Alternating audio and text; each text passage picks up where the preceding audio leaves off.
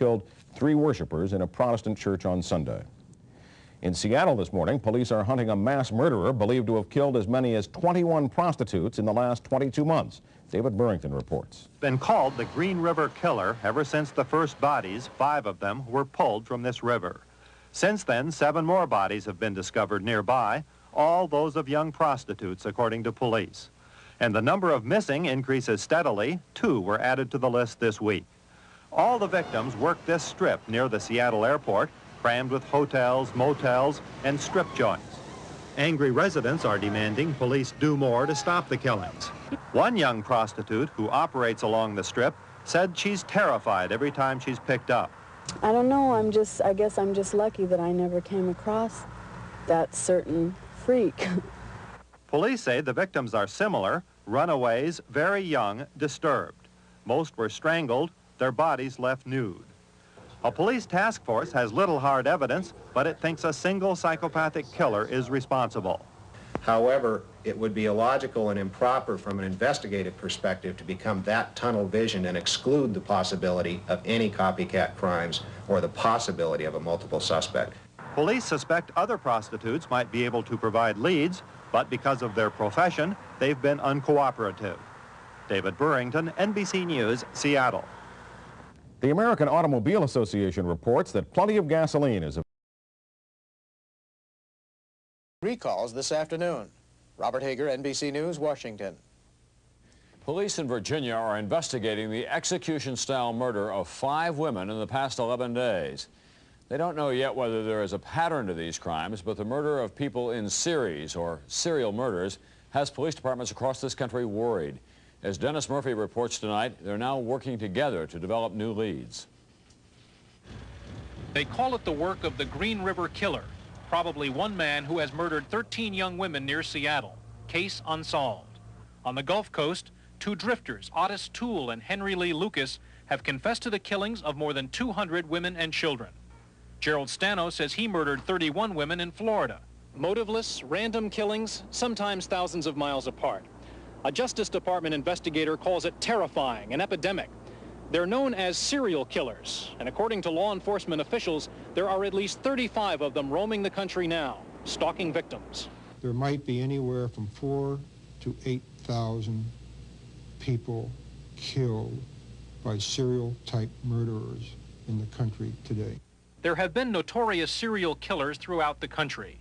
In Florida, Ted Bundy suspected of murdering more than 30 women. In Chicago, John Wayne Gacy convicted of killing 33 young boys. And in California, Angelo Buono Jr. and Ken Bianchi convicted of 9 hillside strangler slayings, all deeply troubled sexually. Since 1978, 17 men have been convicted of killing 10 or more people. Historically, they kill certain types of victims, women, homosexuals, and children. There is almost always a pattern to the killings, a pattern not obvious to the local investigators left with a body and few clues. But the Jacksonville, Florida police hope to change that. As a model for tracking future serial killers, crime analysts there have painstakingly recorded hundreds of details of dress, mode of travel, and method of killing in the Lucas Toole murder cases. The information has been categorized and stored on computer. A summary of the study is on its way to every major police department in the country. When we start tracking someone like Bundy, who had a particular way of killing, had a particular victim that he liked to attack, analysis can be successful in cases like that. 2 weeks ago, homicide investigators from 20 states met in Louisiana to compare notes on apparent serial killings. By the end of the year, federal budget permitting, there may be a computerized crime center in Washington that will allow them to share information in the same way. The computer may reveal the killer's pattern, but not his identity. Arresting and convicting serial killers is still, for the most part, a matter of luck. Dennis Murphy, NBC News, Miami. Next, Kenley Jones. Frank Burkholzer, NBC News, Las Vegas. In Seattle, another grim discovery today that could be connected to the string of Green River murders which have shaken that West Coast city. Explorer scouts today found a 4th skeleton in a wooded area outside of town where 3 other skeletons were discovered this weekend. So far, 16 murders have been blamed on the Green River Killer. Most of the victims have been young prostitutes. This latest find would bring that gruesome total to 20, putting it among the largest mass murders in American history. Singer Marvin Gaye's soulful music filled the Los Angeles. Defeated by 174 votes. Explorer scouts have found the remains of another human body buried on a wooded hillside near Seattle. The skeleton is the fourth to be uncovered in the Green River Valley in 3 days. Authorities fear it could be the remains of the 20th victim of a sexual psychopath who preys on young prostitutes. A federal judge has approved the largest. Gilmore, NBC News, Moscow. Police in Washington State believe they found the remains of another victim of the so-called Green River Killer. The victim, identified Monday as 17-year-old Cindy Ann Smith, was last seen in March of 1984. Police believe that Smith is the killer's 37th known victim, all of them women ranging from 16 to 36 years of age. The murders began in summer of 1982, and since then an army of detectives and a multi-million-dollar computer system have been unable to crack the case. The White House is wasting no time looking for a candidate to succeed Supreme Court Judge. Sandy Gilmore, NBC News, Moscow. In this country, in Washington State, still another victim has been identified in the nation's longest list of unsolved murders, the Green River killings. 37 women have died, 9 missing, all thought to be victims of the same killer. John Sandifer of KING TV in Seattle has the latest. It was a familiar routine for the Green River Task Force, sifting through any remaining evidence at a site where someone, in this case 3 young boys, had stumbled across human remains. After the passage of 3 years, they would not find much more than a skeleton. Late Monday, the remains would be identified as those of 17-year-old Cindy Ann Smith, last seen in March 1984 hitchhiking from her mother's home to that of her sister in Seattle. She is victim number 37. Cindy disappeared from a strip of highway south of Seattle where no fewer than 18 other young women, mostly prostitutes, dropped out of sight beginning in the summer of 1982. The first grisly discoveries of their bodies was along the picturesque Green River, hence the name that has come to represent untold horror to many in the Northwest. The Green River murders have included victims ranging in age from 16 through 36. Most of their bodies have been recovered in wilderness dumping grounds in groups of 2, 3, and up to 7. The Green River Task Force has employed up to 50 full-time detectives and a multi-million-dollar computer system to crack the case. They have served at least 2 search warrants, but as of this morning, the killer remains unidentified. And Cindy Smith's disappearance was the last one in this area 3 years ago. John Sandifer for NBC News in Seattle. Little past 6 minutes after 8 o'clock is the time.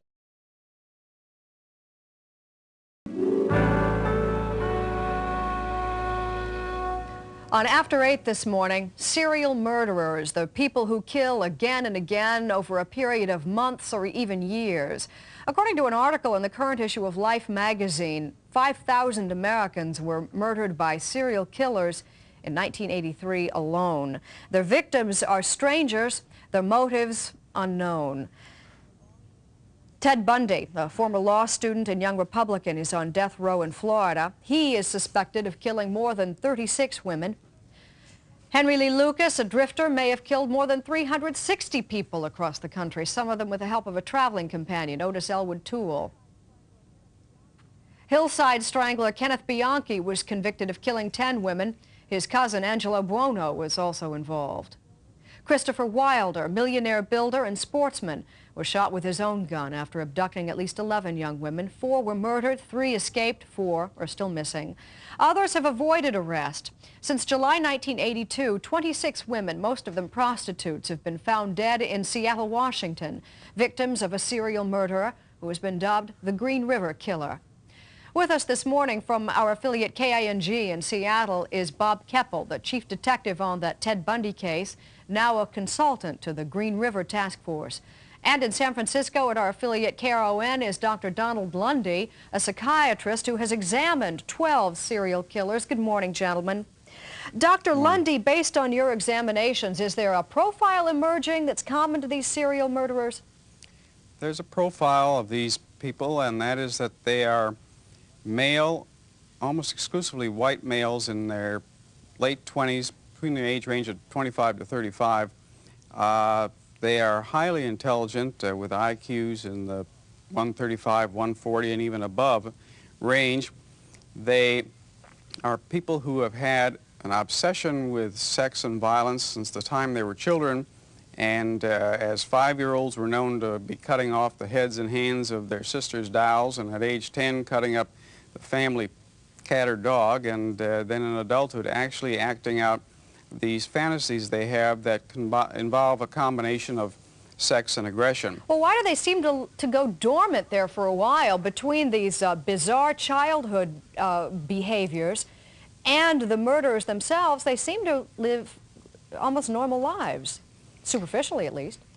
Well, there's both a period in maturation in terms of adolescence where, for who knows, developmental reasons, they aren't quite ready to go out and act out the fantasies that they've been having, although that period of development is a time of extremely active fantasy about such activities. Once they start killing, there are dormant periods in between the killings that may range from a few weeks to a few months. And what they're doing during that period of time is that they haven't lost interest in the subject, but rather they're reliving the past murder in great detail. Some go back to the murder site. Some have taken pictures, Polaroid pictures of the victim, and look at those and relive the experience, and that seems to keep them going for a matter of a couple of weeks, and then they start planning the next one, and that keeps them going for the next couple of weeks. These are the most carefully planned out, premeditated types of murder of all the kinds of murder that occur in this country. Mr. Keppel, now that you know something about these serial murderers, does it help you find the next one, or does it just illustrate why it's so hard to find and stop these people? One of the problems is that police departments don't recognize soon enough the serial. And we've been guilty for years of not communicating to each other well enough. And by virtue of the fact these are traveling killers, they're very mobile, and our transportation systems are very open and fast, they can get from one jurisdiction to another very quickly and pretty soon be out of sight by the time we find the body and have any following leads to take care of. You know, I think you may have just answered my next question. Why does it seem to be an American phenomenon? Is it because of our interstate highway system? Well, it's very much...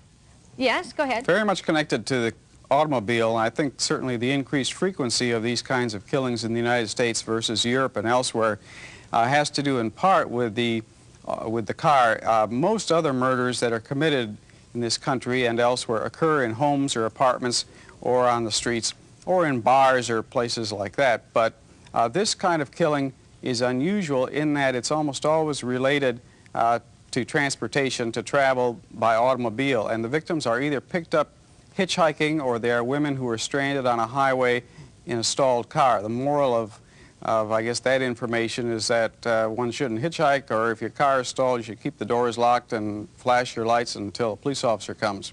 Mr. Keppel, does, your Green River killer doesn't quite match that profile, does he? Well, he's picking on a different element of the population, and that appears to be, at this point, mostly prostitutes. And basically, it's all in the control that the serial killer can obtain over the victim, and prostitution makes it that much easier, as does hitchhiking. Is there another explanation, Dr. Lundy, for why this Green River guy might be picking prostitutes? Well, the motive in most of these killings is, in fact, sexual. There's a mixture of sexual and aggressive impulses in these people from an early age, as I said, and for various reasons, a number of them grow up being unable to experience any kind of sexual pleasure without some kind of violent activity associated with it. And they have a specific kind of victim in mind. It's not a senseless kind of killing or random series of victims like the recent massacre in San Ysidro, California. Rather, there is usually a woman of a certain age, and sometimes even a particular hair color and hairstyle, who represents somebody from this person's past. Often it's a mother. And in fact, often the mothers have been prostitutes of these killers, and as children they saw their mothers in action. And Dr. Lundy, we've got to leave it there. It's a disturbing profile, but I suppose the more we know, the better. Good luck, gentlemen. Thank you. Thank you. At 22 after the hour, it's time for a station break. Now almost disappeared from the illegal drug market. For a long time, people in the Seattle area and elsewhere in the Pacific Northwest have had a string of unsolved murders on their minds. They're called the Green River murders. Well, now, 2 prisoners in a San Francisco jail have said they killed some of the victims, who were all women. But David Burrington reports that for now, Seattle police are skeptical. For 2.5 years, the Seattle area has been terrorized by the Green River Killer, so named when the first bodies, 5 of them, were pulled from this river. Many of the 26 victims were young prostitutes from Seattle. Today, this man, 25-year-old Robert Mathias, said he killed some of them. So do you consider yourself to be the Green River Killer that everyone has been talking about? No, not the Green River? No. But one of them? Possibly. Seattle police say they want to talk to Mathias. Until they do, they're withholding judgment. Earlier, in an interview taped by NBC Seattle affiliate KING-TV, Mathias described how he supposedly killed the women. It was raped and beaten and they were strangled. How many? How many girls? 5. Those 5 were only in the Seattle area. A man who says he was Mathias's accomplice said they killed at least 6 women elsewhere. He said they posed as police officers, often near the Seattle airport. Use the badge each time? Yeah, flash the shield, talk to him. You know, he would talk to him nice and look, you don't have nothing to worry about, you know, you're not going to be thrown in jail, we just want to ask you some questions and this and that. And the girls get in the car. The apparent accomplice, Richard Carboni, said both he and Mathias had been sexually abused as children, and they hated prostitutes. My solution wasn't to kill them, you know, would just let them go their own way, you see.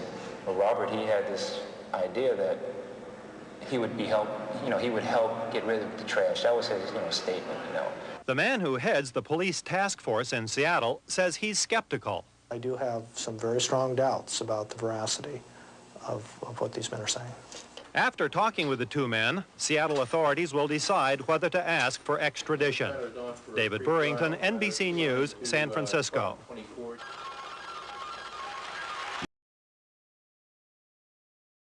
Fleischmann's. It does your heart good. This is the story of a murder mystery. Not just one murder, not 2 or 3.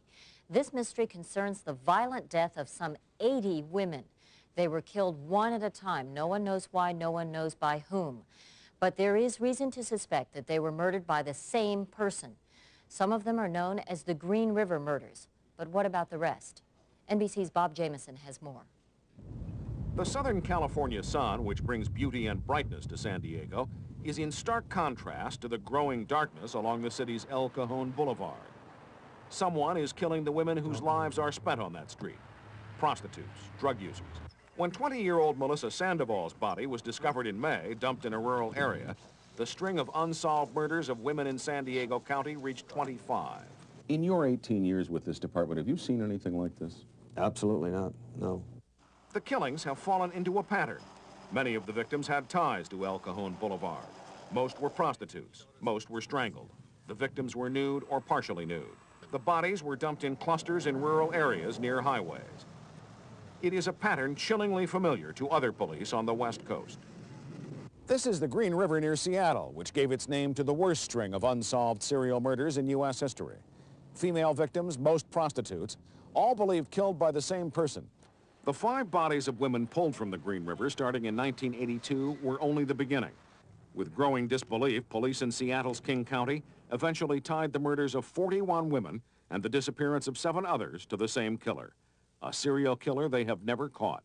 The hardest thing to come to grips with for a lot of us is that this could have occurred here in our community for such a period of time, and as we sit here, that person responsible is yet to be brought to justice.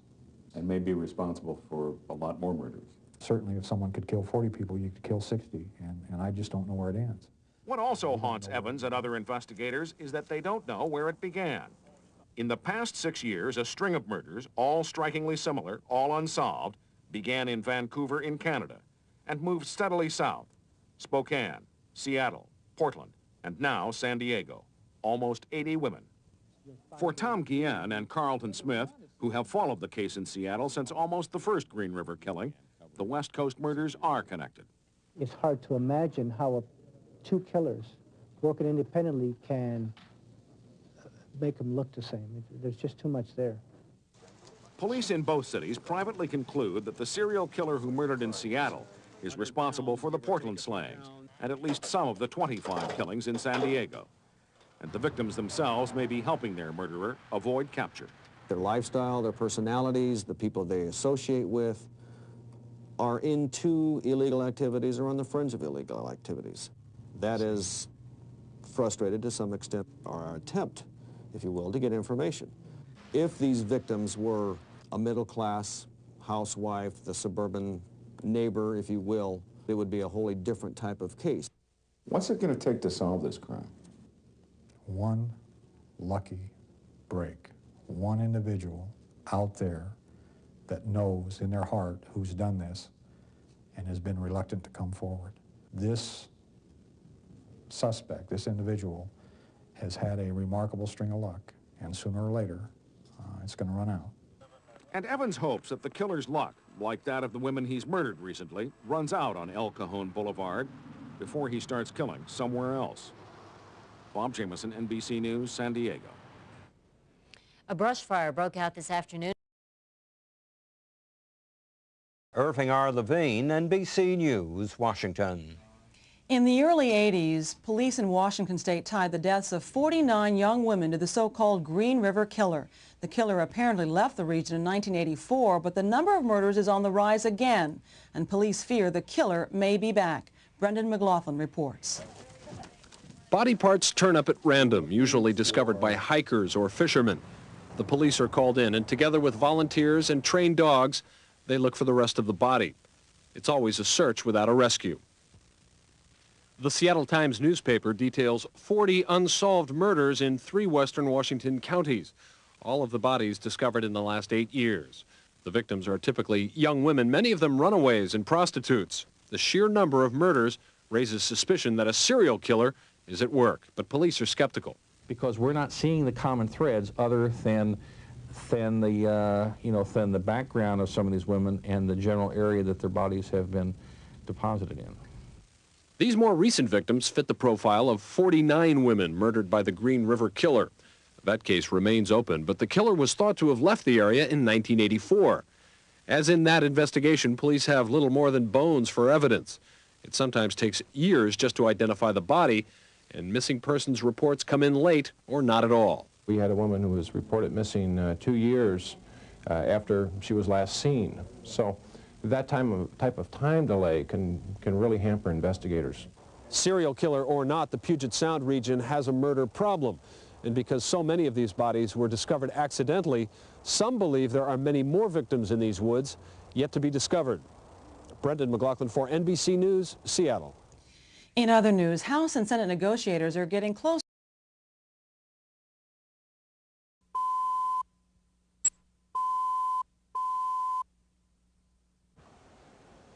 In the early 1980s, the area around the Green River south of Seattle was the site of one of the most gruesome serial killing sprees this country has ever seen.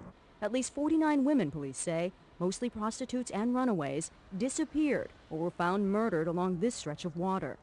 Gary Leon Ridgway, now in custody, was a prime suspect back then, but police didn't have enough evidence to make a solid case.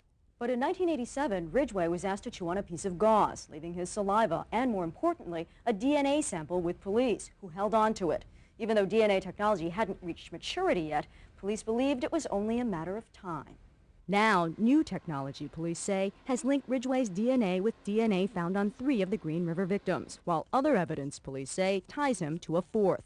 A team of scientists spent more than 800 hours on the lab work. All these women are associated to someone somehow. Hopefully it'll help to bring some closure. But Ridgway's attorney says DNA evidence is not airtight. It's just a tool. It's not the voice of God.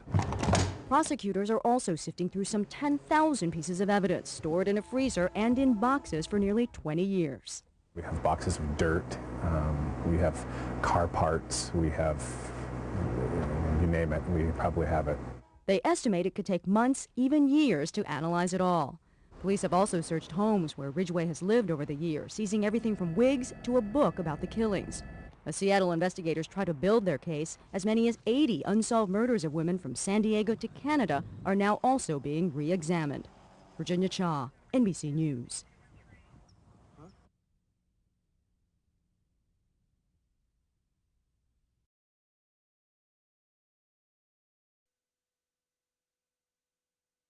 For the family of Angela Marie Gerdner, it's been a long 26 years. She disappeared in 1983.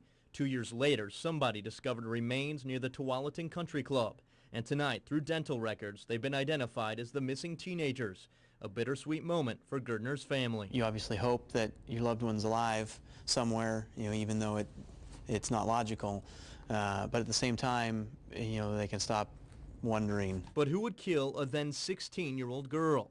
Perhaps the same person who murdered Shirley Sherrill, Denise Bush, and Tammy Lyles. All three bodies were found within a mile of Gerdner's, all in 1985. Those two and Tammy were all missing persons out of Seattle and all known prostitutes. And in 2001, Green River killer Gary Ridgway confessed to killing 48 women, 2 of whom were Sherrill and Bush. But he says he did not murder Lyles or Gerdner. These guys are hunters. They hunt people, like some people hunt elk. Psychologist Frank Calistro has no connection to the case, but he believes he knows why Ridgway is refusing to take responsibility. It's one more opportunity to stick it to law enforcement. It's an opportunity to stretch out your new 20 minutes of fame. And even though they don't have a confession, detectives say Ridgway is their #1 suspect. But if and when charges will come down is anybody's guess. Will there be justice for Angela Gerdner? Well, I guess it all depends on your perspective. If you think justice is Gary Ridgway sitting in prison for the rest of his life, then yes, because that's what's going to happen with him. If you want to pin this murder on him, it's hard to say. It depends on what evidence we get in the future.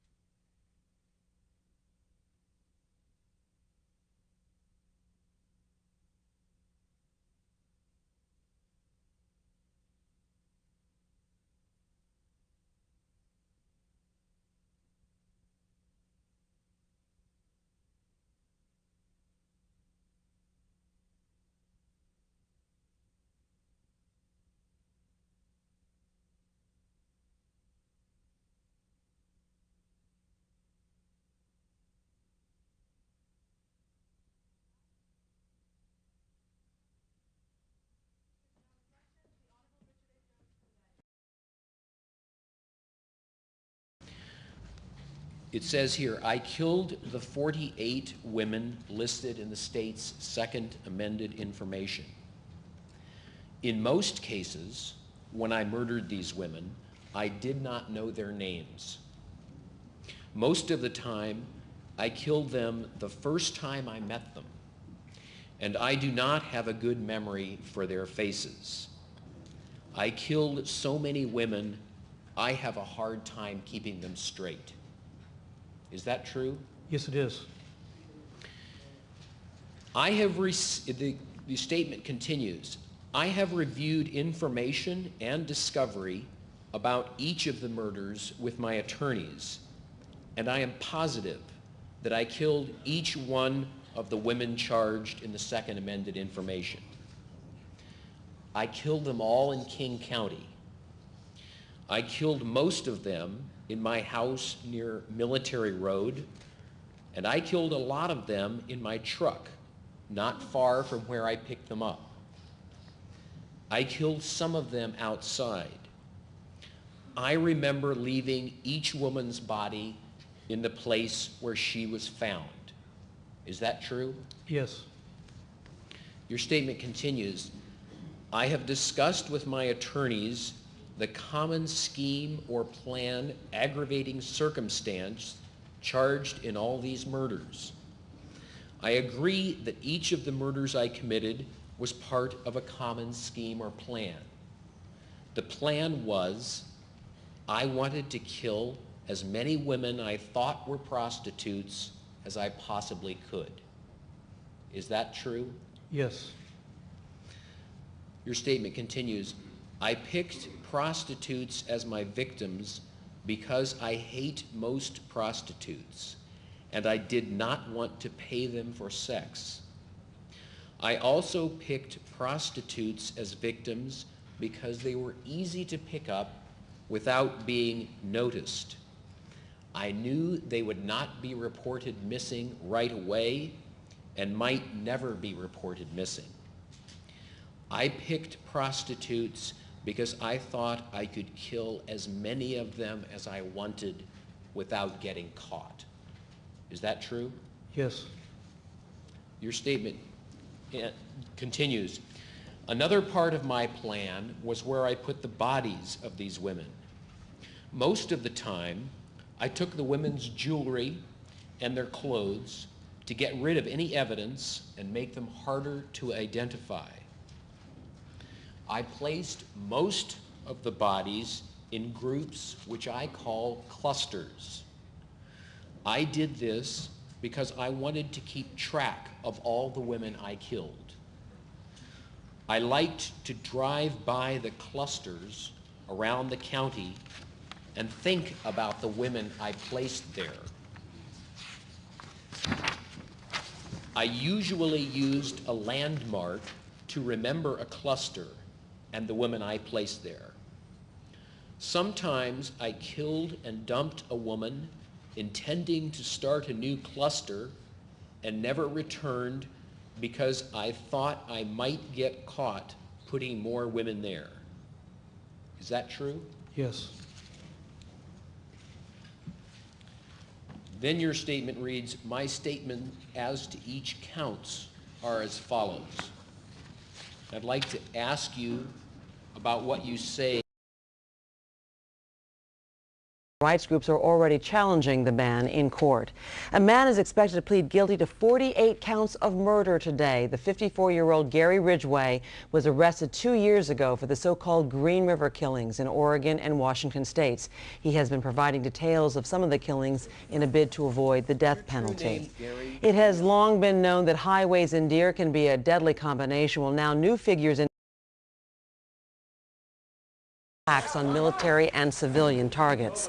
One man ended a 20-year mystery Wednesday over who killed 48 women in the so-called Green River killing spree of the 1980s. In a deal to avoid the death penalty, Gary Ridgway pleaded guilty to killing all 48 women, most of them found in the Seattle area. Many victims, relatives rather, of the victims, who included teenage runaways, were in the courtroom when he confessed. Rosie O'Donnell returns to the courtroom today in the breach of contract trial over for guys with Confederate flags in their pickup trucks. Some family members of victims of the Green River killer are unhappy with the plea bargain that keeps him off of death row. For almost 8 minutes in Seattle on Wednesday, Gary Ridgway answered guilty to the names of 48 murdered women as the names were being read aloud. He faces life in prison. And Thomas Jefferson's face will stay on the front of the nickel as the 5-cent piece. John, as always, thanks very much. I appreciate it. Sure. It's 11 after the hour. Here's Katie. Matt, thank you. More now on Gary Leon Ridgway, the man who admitted Wednesday to being the worst serial killer in U.S. history. Some families, though, are wondering why he's not getting the death penalty. NBC's James Satori is outside the courtroom in Seattle this morning. James, good morning. Good morning, Katie. Gary Ridgway's plea bargain seals his fate. He will escape the death penalty, but spend the rest of his life behind bars. No possibility of parole.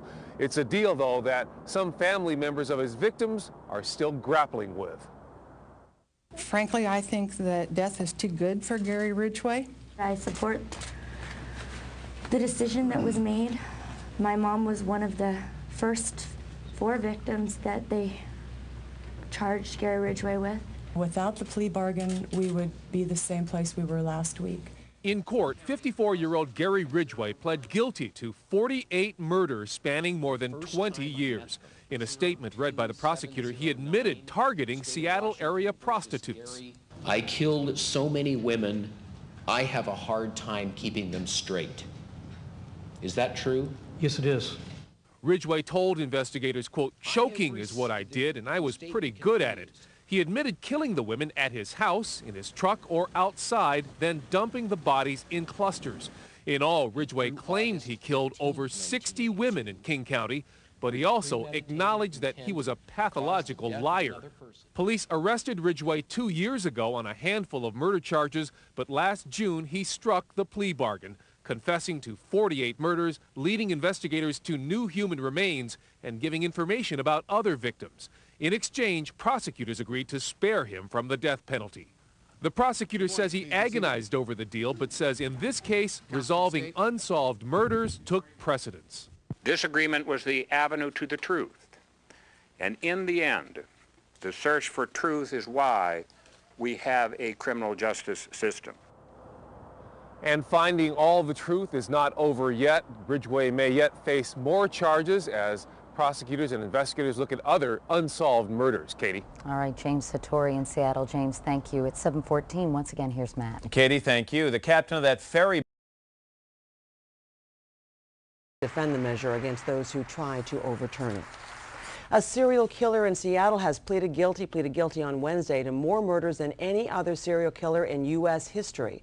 Gary Ridgway admitted to killing 48 women since the early 1980s. As part of the plea deal, the so-called Green River Killer will get life in prison.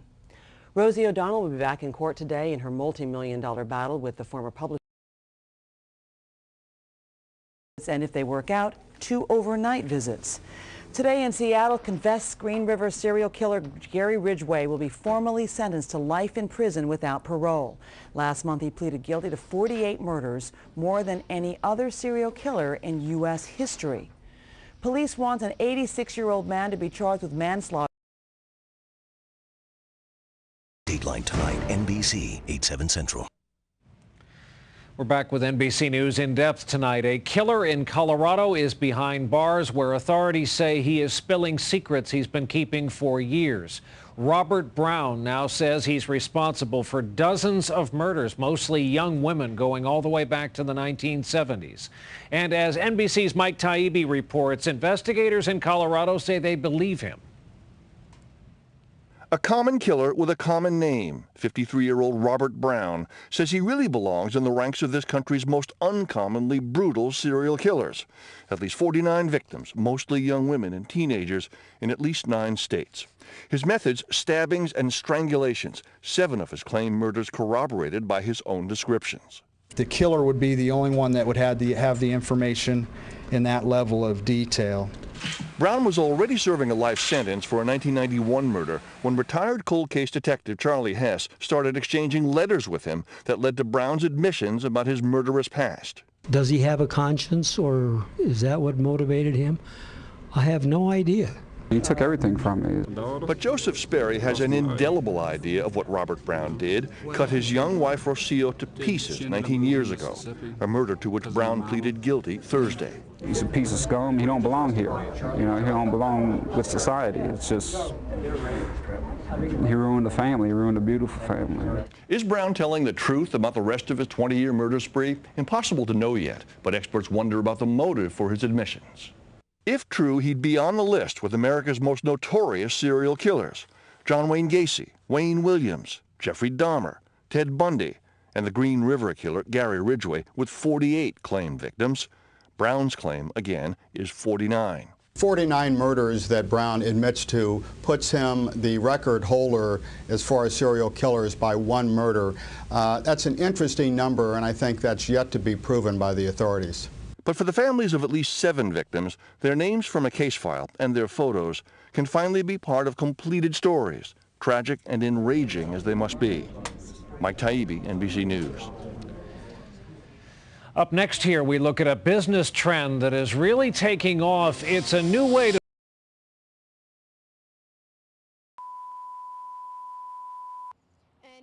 we had to go over a log, and it was slippery, and I kind of fell and came face to face with the human skull. The discovery of a skull was a shock.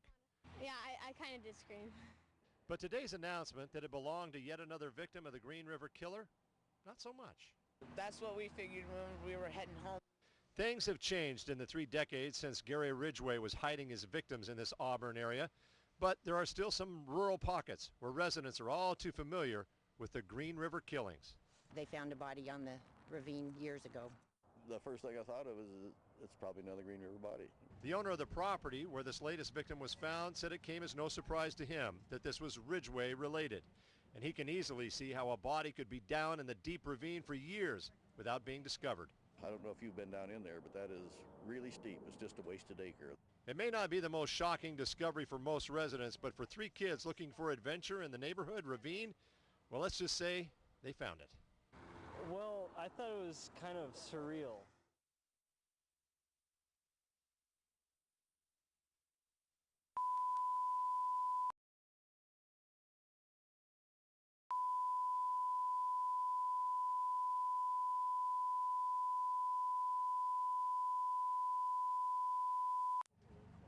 Kids discovered a skull while playing in this Auburn ravine on Tuesday.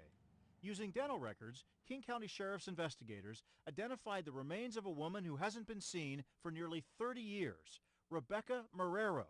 She was 20 years old when she disappeared in 1982, December of 1982. We've long thought that she was most likely a victim of Gary Ridgway, the Green River Killer. But detectives couldn't make the case against Gary Ridgway, in part because they didn't have Marrero's remains, until now. Marrero's bones were found close to those of Marie Malvar, discovered when Ridgway confessed to her murder in 2003. One of Gary Ridgway's trademarks was he would leave bodies, multiple bodies in one particular spot, or at least one general area, 2, 3, sometimes even 4. In 2003, we found a second body not too far from where this one was found. Marie Malvar. In fact, he was tried and convicted in her homicide. Marrero disappeared along this stretch of Pacific Highway in SeaTac. Investigators discussed her case with Ridgway years ago, but it wasn't included in the plea agreement that allowed Ridgway to avoid the death penalty by confessing to 48 killings. Prosecutors must decide if Ridgway can be tried if he's linked to this most recent murder.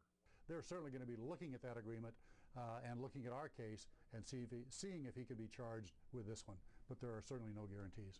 Late today, Ridgway's former lawyer was asked if his one-time client could be charged or even face the death penalty. I really don't think so. I mean, I believe she was the subject of the interviews, and he was made as many disclosures as he could regarding her case. So I like to think it's not something new that's going to reopen those possibilities.